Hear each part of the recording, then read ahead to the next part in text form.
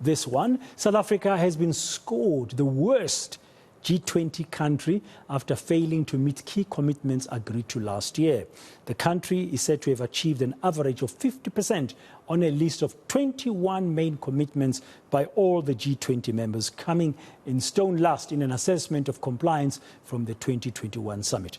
According to the report by the G20 Research Group, South Africa failed the crime and corruption commitment, among others. Senior researcher from the South African Institute of International Affairs, Gustavo de Carvalho, joins me now for more on this. Mr. de Carvalho, good afternoon. Welcome to today on eNCA. Firstly, an overriding question. Is this a fair assessment of South Africa's performance in the G20 since they last met last year?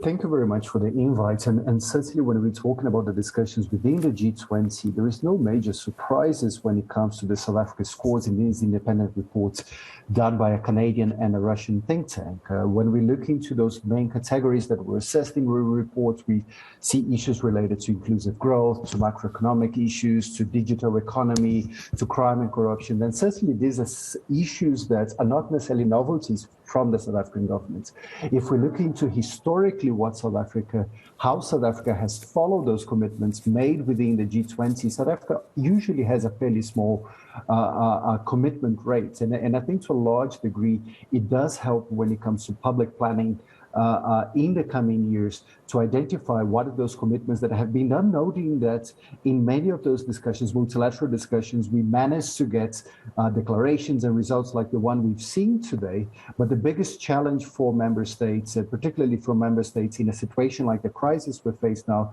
is to be able to find ways of implementing those commitments and ensuring that countries like South Africa in the correct growth path. Yeah, I mean, one of the commitments that was made last year apparently was a contribution to this big fund in terms of climate change. Surely South Africa would not be expected to contribute financially to that fund because South Africa is going around the world asking for assistance for the just energy transition. Certainly one of the areas that we've seen with a lot of interest in this recently is G20 meetings, but particularly this one coming back to back with the COP27 relates to investments regarding climate change, mitigation, and adaptation. And certainly in that sense, what we do see South Africa with still a very high rate of use of carbon fuels, and particularly coal in the case of South Africa.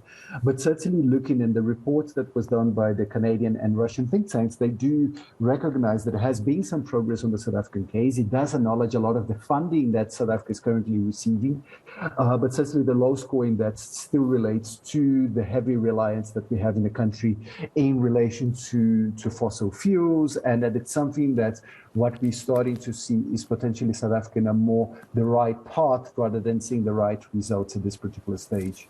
Yeah, the concerns around greylisting, they've influenced, in fact, of how is South Africa dealing with this? We do know that, of course, the Financial Task Force will make its assessment of South Africa in February next year. But there's also been questions being asked whether or not South Africa can avoid being greylisted. Do you think part of the compliance would have included the financial controls that are in place to make sure that South Africa complies overall with preventing money laundering and suspected funding of terrorist organizations?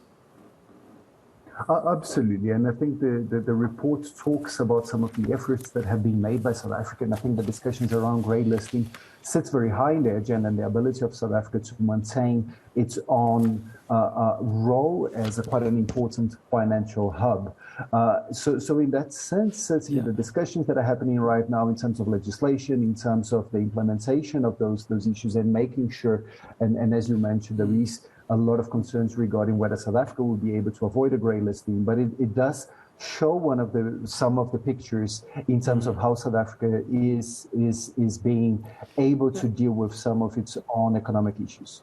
Yeah, South Africa finally, and very briefly, Mr. Di Carvalho, if you may, is the only African country that's a member of the G20.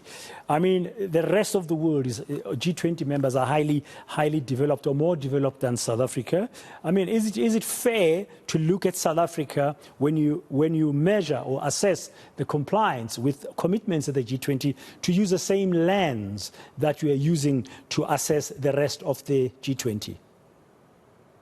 I think it's a crucial question in that sense, and I think it brings to two elements that I wanted to highlight very briefly. The first one is that the fact that South Africa has not been doing very well when it comes to its own commitments that it made in the G20, but neither has most of other developing countries. If we look into similar countries to South Africa, like Turkey, like Russia, like India, like Mexico, all of them also had very low scores, despite the fact that South Africa had the lowest of them all. So I think there's a common trend within the developing countries within the G20.